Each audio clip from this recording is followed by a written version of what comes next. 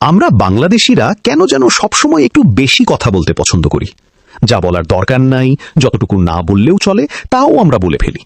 কোন কথার কি প্রভাব হতে পারে সেই ব্যাপারেও খুব একটা ভাবি না, আর ভাবলেও পাত্তা দিই না। বিশেষ করে রাজনৈতিক বক্তব্য প্রদানকালে তো ব্যাপক উত্তেজনা ও অস্থিরতা কাজ করে, অথবা অফিসিয়াল কোনো প্রোগ্রামে উচ্চপদস্থ কেউ থাকলে কথার খেই হারিয়ে ফেলি। প্রশংসা করার নামে ব্যক্তি বন্দনা শুরু করি।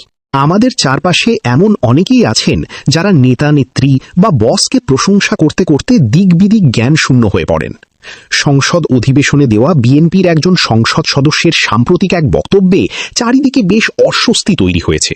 তিনি প্রধানমন্ত্রী তারেক রহমান ও তার প্রয়াত ভাই আরাফাত রহমান কোকোকে শিশু মুক্তিযোদ্ধা হিসেবে রাষ্ট্রীয় স্বীকৃতির দাবি জানিয়েছেন।